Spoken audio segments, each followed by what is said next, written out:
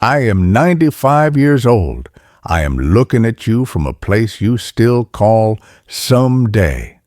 I can tell you exactly what later looks like. It looks like a room full of things you can no longer use.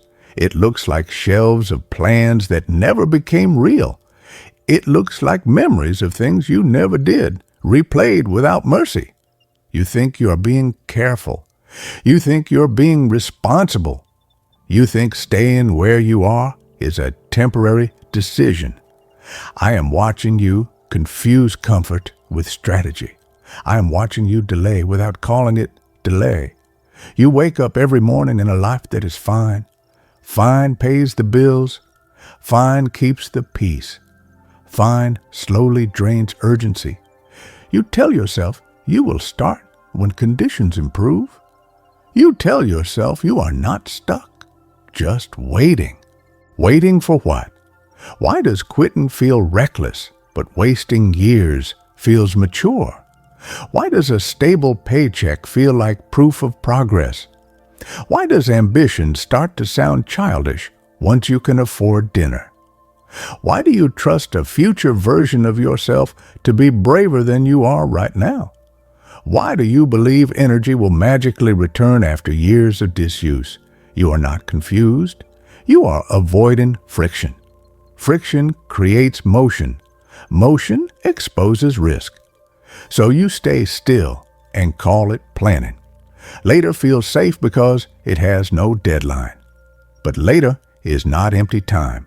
Later charges interest. Your leverage is shrinking every year you wait. Your sunk cost is growing quietly in the background. This is not motivation. This is mathematics. Decision science explains this pattern cleanly. The sunk cost fallacy keeps you loyal to a life that no longer fits. You stay because you already invested time.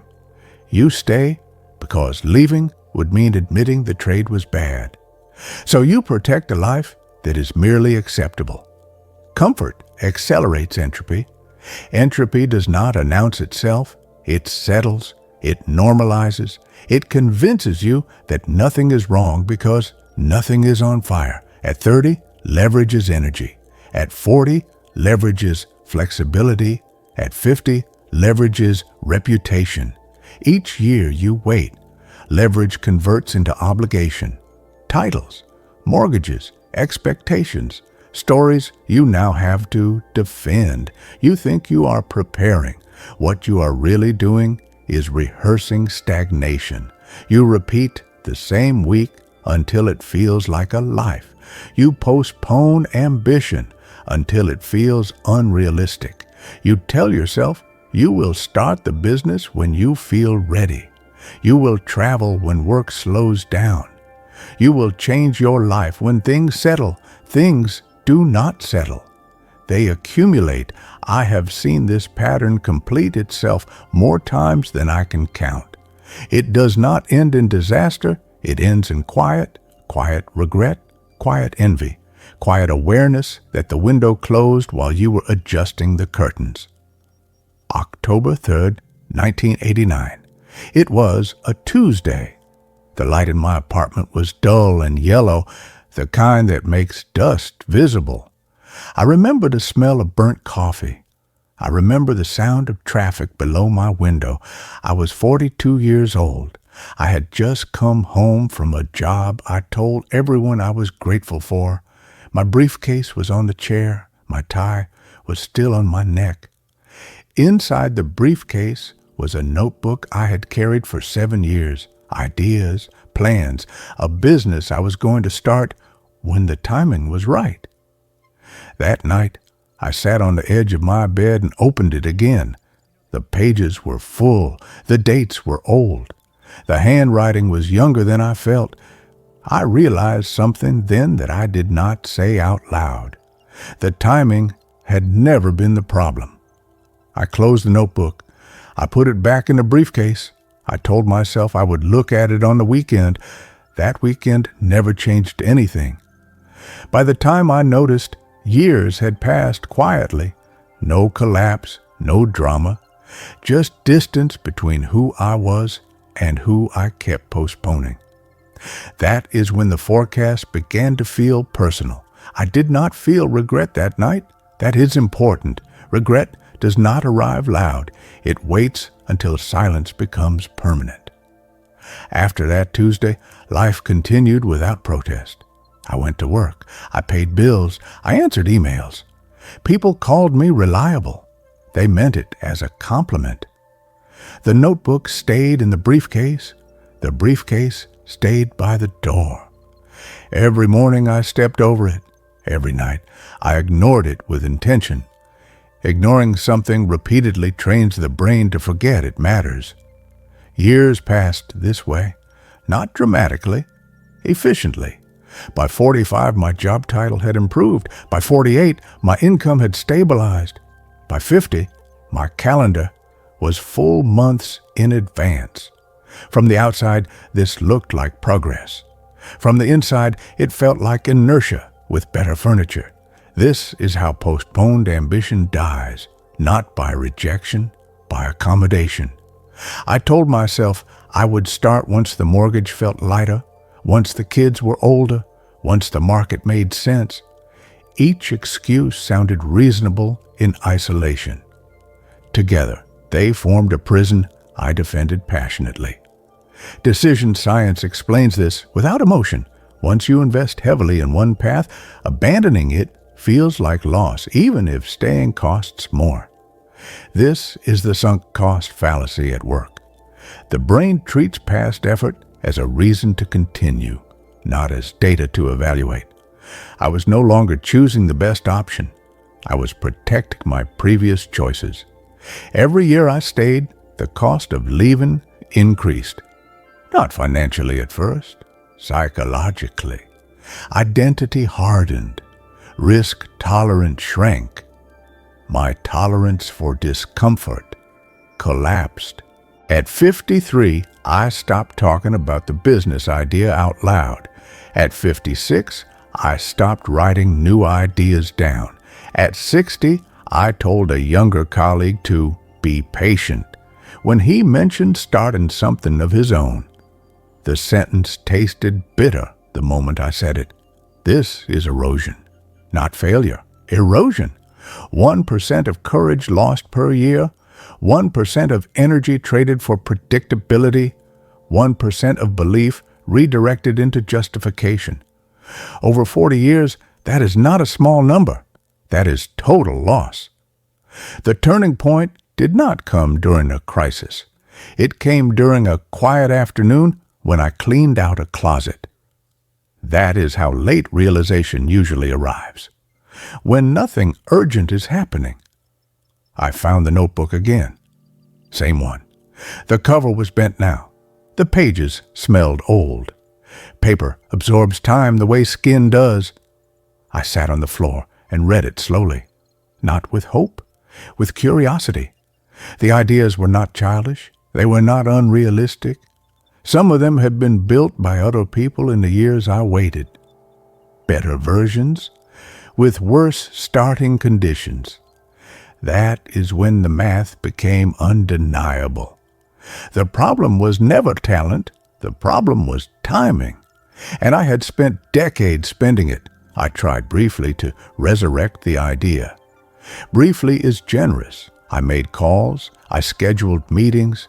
I felt tired before anything became difficult. This is the part nobody warns you about. Delayed ambition weakens the muscle required to act. Even when opportunity still exists, the body no longer agrees. I was not afraid anymore. I was heavy. That is when I understood it was too late. Not socially, not legally, mathematically. The remaining years could not outpace the accumulated cost of delay. The slope was wrong. The energy curve had inverted.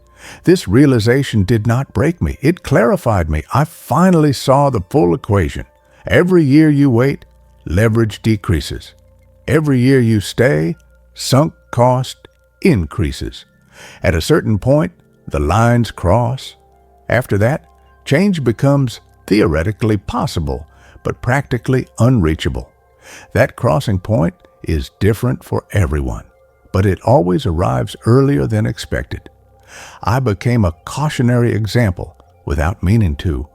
Younger people asked me for advice. I gave them safe answers, the kind that do not offend or inspire.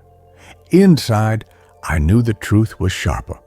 But sharp truths are expensive to deliver. They demand action from the listener. Now, at 95, I no longer protect the past. There is nothing left to defend. What remains is clarity. And clarity is cruelly honest. The life I lived was not bad. That is what makes this regret powerful. A bad life would have been easier to reject. I lived a fine life, and I watched my best life rot quietly beside it. This is why someday is dangerous. It does not sound like surrender. It sounds like intelligence. But someday is just a word you use when you are unwilling to pay the price today. I know how this pattern ends because I completed it. Not in tragedy, in full awareness. That is the cost of postponed ambition. You think you still have time. That belief is the last luxury comfort gives you. Let me interrupt you before you rationalize this away, before you tell yourself this was interesting but not urgent, before you promise yourself you will think about it later. You won't. You think the person you are now will make the hard decision when conditions improve. They won't. Conditions never improve in the direction courage requires. They only get heavier. You think energy returns. It doesn't. It gets allocated elsewhere. Meetings, maintenance, recovery. You think opportunity waits for readiness. It doesn't. It moves toward momentum. You think you will feel a clear signal when it is time. You won't. There is no signal. There is only discomfort. And discomfort is the entrance fee. I know exactly what your resistance sounds like because it was once mine. It sounds calm. It sounds reasonable. It says, now is not the moment. That sentence has ended more lives than failure ever did. Let me tell you something clean and final. You are not waiting for permission. You are waiting for certainty. Certainty never arrives before action. It only appears in hindsight. By the time certainty shows up, the window is gone. So this is where I stop forecasting and start interrupting. If this stays a thought, it will decay. If it stays in your head for 24 hours, it becomes fear. If it stays longer, it becomes identity. That is why the rule is simple. If it stays in your head for 24 hours, it must be surfaced, spoken, acted on, moved into the world, not perfected, not planned endlessly, moved. Here is the checklist I wish someone had forced on me when I was younger. Not advice, a correction. First, name the thing you keep postponing. Not vaguely, not someday. Say it clearly, out loud if possible. If you cannot name it, you cannot act on it. Second, identify the real cost of staying, not the risk of leaving, the cost of staying. What is this costing you per year? In energy, in pride, in self-respect? If you never calculate this, you will always underestimate it. Third, surface the conversation you are avoiding. There is always one. A boss, a partner, yourself. If you are rehearsing it in your head, it is already late.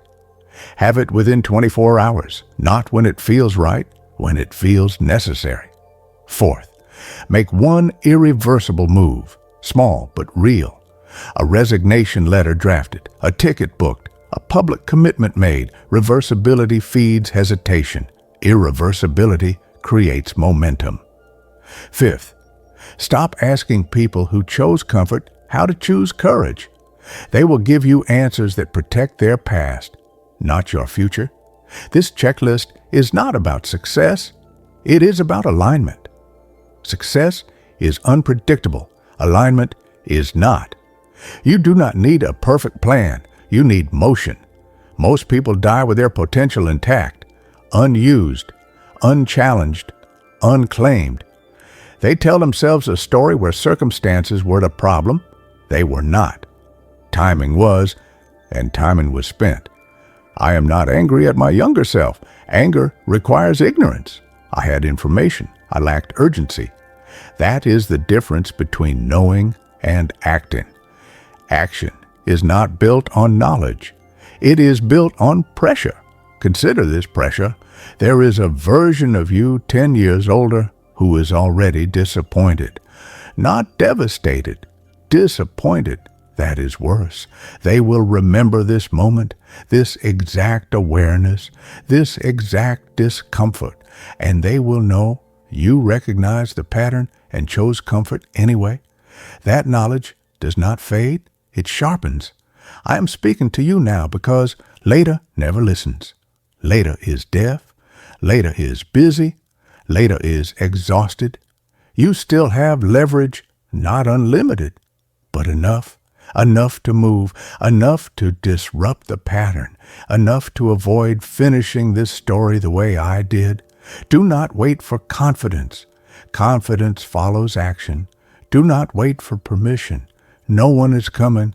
You already know what this is about. The thing you keep circling, the decision you keep softening. Stop softening it. Stop watching. Stop thinking. Stop negotiating with fear. Do the thing you are thinking about right now, because later never comes.